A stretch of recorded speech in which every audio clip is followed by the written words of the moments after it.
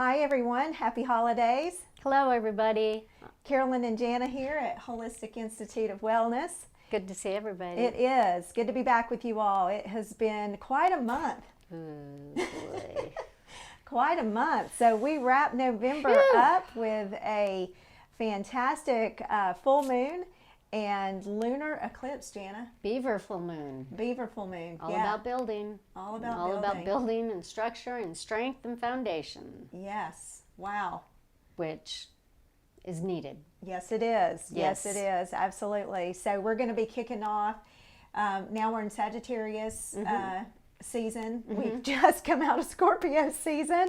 My gosh, what a doozy it was, right? Golly. So, yes. yeah, and we've got a lot of energy coming in December with with Sagittarius coming in. It actually should be at least a little bit of a lighter energy. Now Sagittarius is all about fire, so we're gonna be moving, and but it's kind of got that. Longer. It's got a little bit more of that, movement and freedom and a bit more lightheartedness, but it doesn't mess around. Like Sagittarius likes to get things done. So I personally feel energetically we've got a good couple of intense weeks ahead of us. I agree. In the sense of just a lot of movement on the global front. Right. I mean, it's almost like it's stern, but a good stern. Right. It's not that horrible authoritative stern where it'll completely take you down. Yes. It's a loving stern, believe it or not. Yeah. In the middle of all this chaos, there really is some compassion and love behind it. Absolutely. So that's how I always interpret it. Right. This time of year with that energy. Yeah. And especially these last few months, certainly this year. But I'm sure everybody felt the squeeze these last few months. Squeeze, that's a good way to put it. The vice kind of got squoze. Yes, I know I have felt the squeeze for sure. It has a lot been going on. Yeah. So, and you all will read a lot more about this in our energy report that we have coming out along with this video in our newsletter. But just to hit some of the highlights, we also move into a new moon and then a solar eclipse on the 14th of December. So we're essentially sandwiched, Jana, between, November 30th, full moon, lunar eclipse to new moon, solar eclipse. So we've got this 2-week span. We're in the 2-week span now.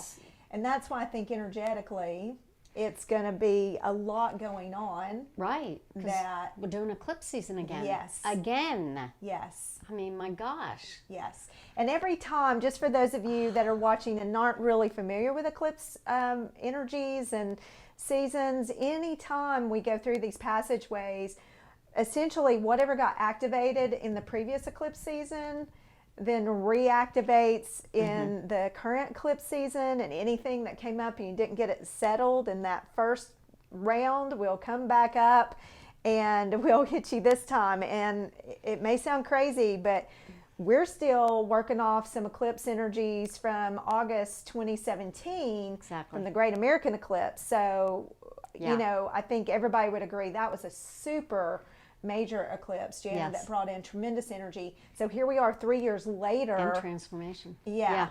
3 years later, and we're still moving through some of that eclipse energy. Right. Which tells you how deep everything is and was and continues to be. Right. Yeah. Yeah. This is no joke. It's no joke. It's, again, we were told years ago, even before 2017, that the energies that would be coming in 2020 were going to be super duper transformative. Yes. And then all depending on everybody's individual journey depends on the description of that transformation. Right, right. And how they want to handle it. That's right. Choice is everything. Is it ever? Yeah. Yeah. And we definitely see that every day. I mean, choice really is everything. Yes. So after we move out of that new moon eclipse, then about a week later, we start rolling into the solstice, which the solstice is this beautiful time to really just find some solace. It's what's marked as the first day of winter here in the Western Hemisphere. And it's really this time where start to maybe want to go inward more. The days are shorter at this period of time, and on the solstice, it's like the shortest day and the longest night. So it's really this powerful time to just find solace, right, and go within. Right, and in Native American world, and all indigenous cultures that follow the indigenous, Indian indigenous, the north is where the winter falls. The north direction is where they would put winter, and it's all about almost like a hibernation, right? I mean, we all know the feeling. Those of us that have certainly had it, when that first snow hits and that quietness hits. Yeah. And that's that peacefulness. And I've heard it many times, how loud the quietness is when one goes outside and it's, let's say, a snow has just dropped, a really good snow. Right. And it just brings this peace. Right.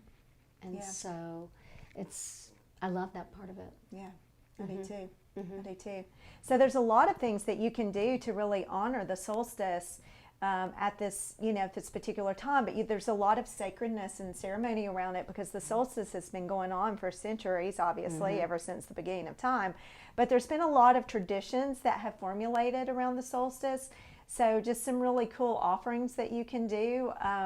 You can just take some sprigs of rosemary and put out on like your table, and as an offering to the earth, because what the solstice is about in the Native American is really an honoring and respect of Mother Earth. So you can set out some rosemary. You can also set out some holly. You can light a candle and just have that ceremony.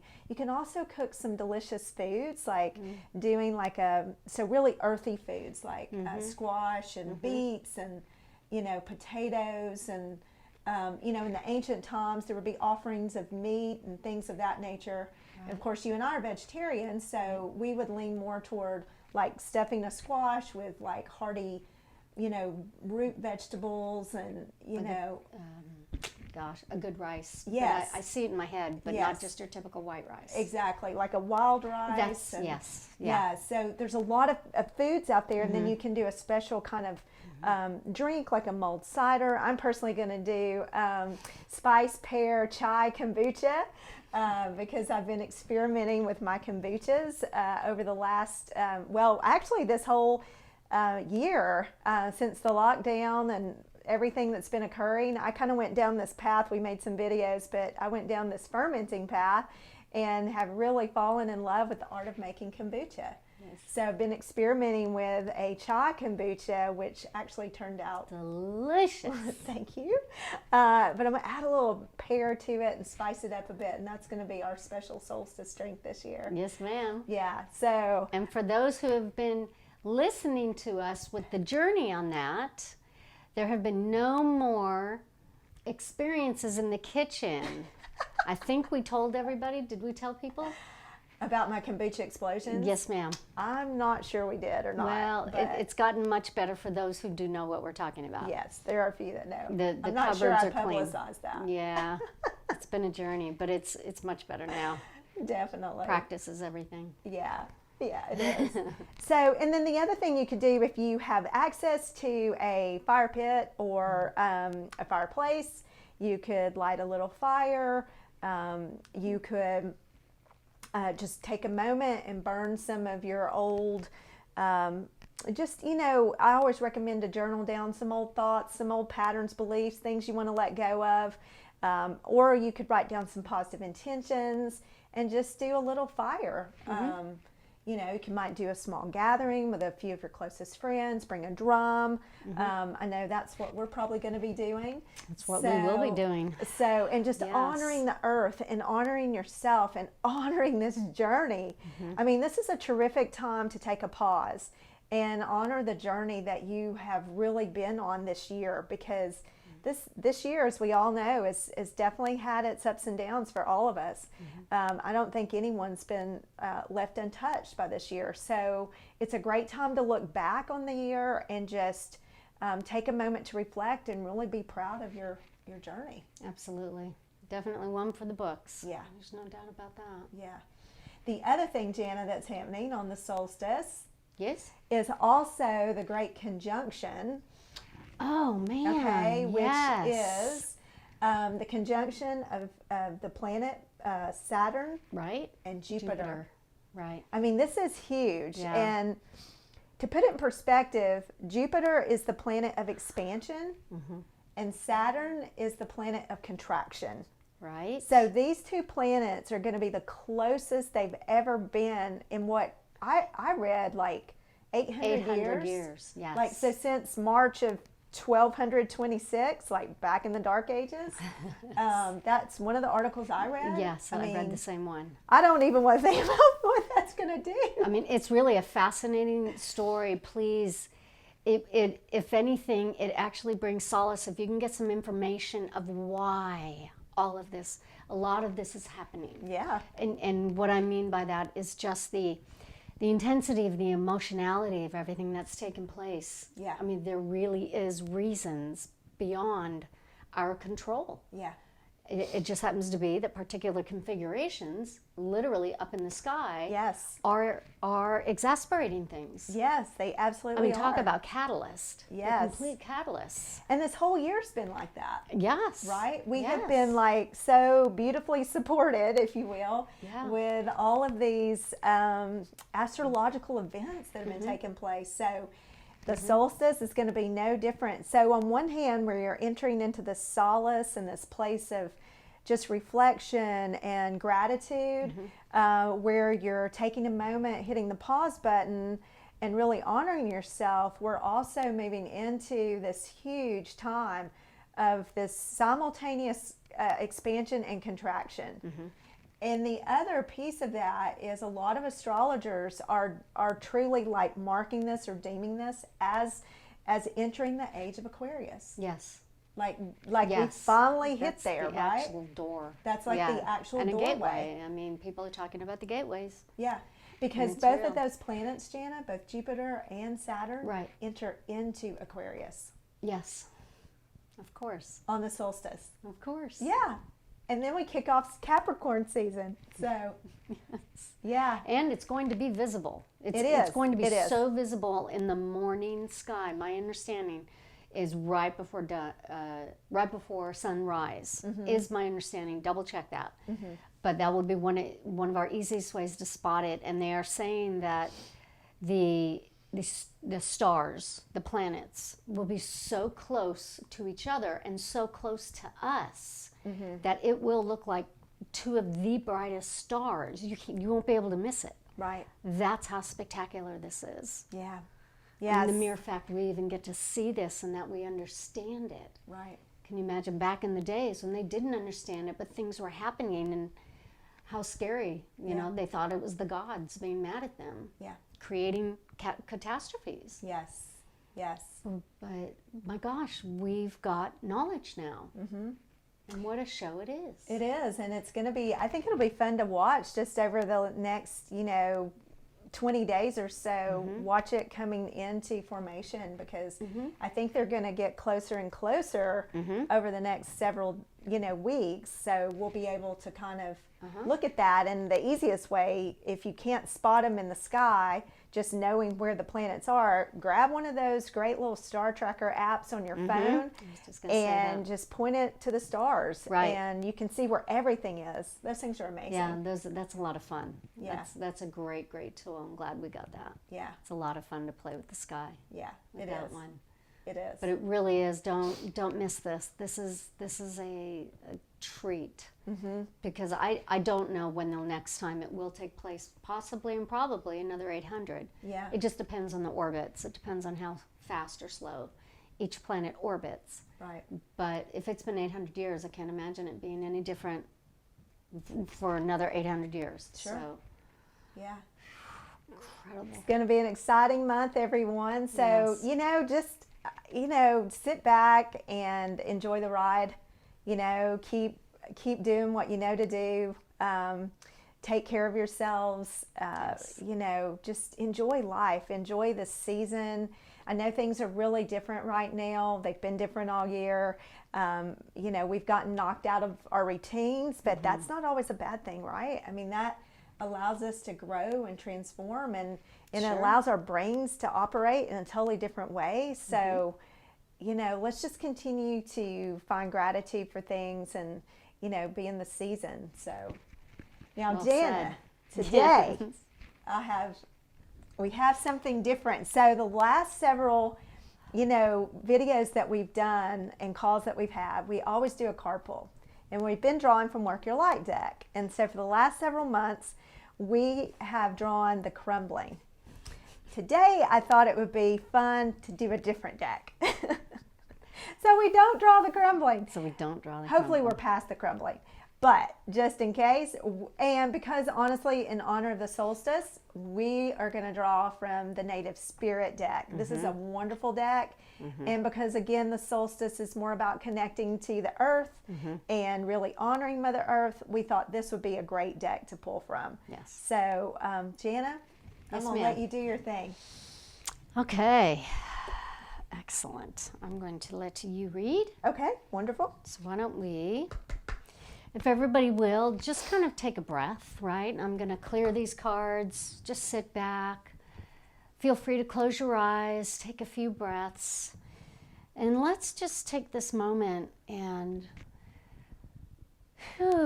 ask what Great Spirit has, what message Great Spirit has for us today. What is it that we need to hear today, both individually for each and every single one of you, and collectively as a group, right? Again, all of our frequencies are melding together, and there's that collective soup, if you will, and then obviously energetically and individually, we are each having our own experience. And the two of these, you know, the two of these shall meet. Everything has its own experience and its own reasons. So again, just gentle, take a breath, get centered. Okay, and today we take the time and we ask, dear Great Spirit, what do we need to hear today? What do our hearts need to hear? What do our minds need to hear? And the answer to that question is Storyteller. Storyteller. Storyteller. Golly, that is a beautiful card. So when you think about it, right, and I know Carolyn and I were actually just discussing this on our walk earlier, and I have been sharing this word, story, with a lot of clients these past few weeks.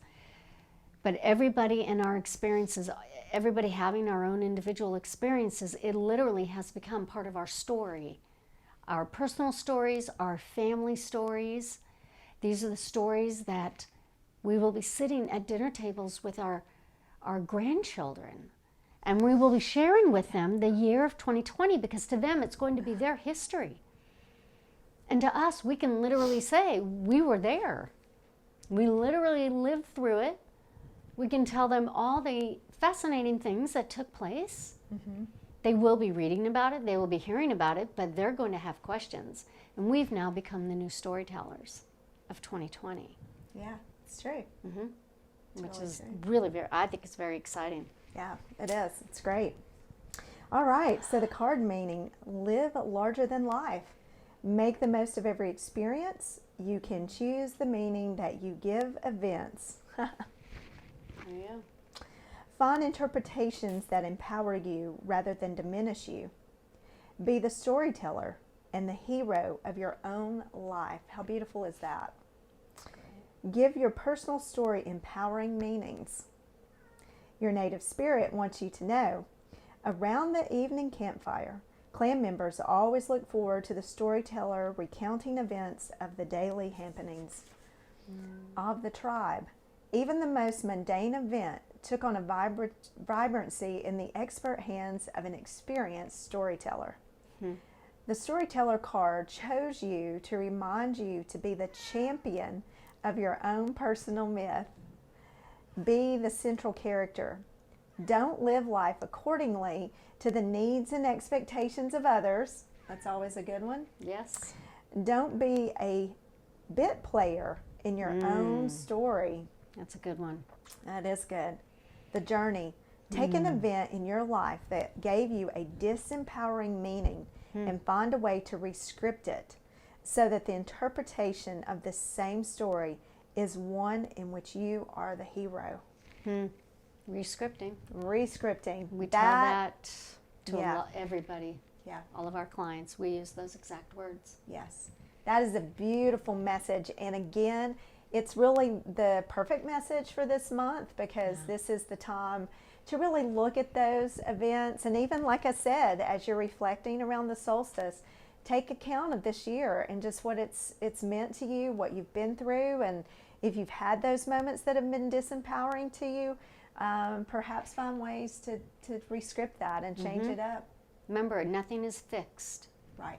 Right, that's part of the message. Yes, nothing is fixed. We are creating new every single day, Jana. Every single day, even the intense emotions and intense memories. That's right. Right, you can shift it. Yes, can always shift it. So it doesn't make you stuck. Can always shift it. All right, Jana. Okay. Anything else today? No, ma'am. Okay, everybody. Thank you so much. Yeah. Thank you for your love and thank you for your support. We're wishing all of you a beautiful month of December. Wishing everyone a happy holiday season and a happy solstice. And we'll see you on the other side. Amen. Be well. Be well.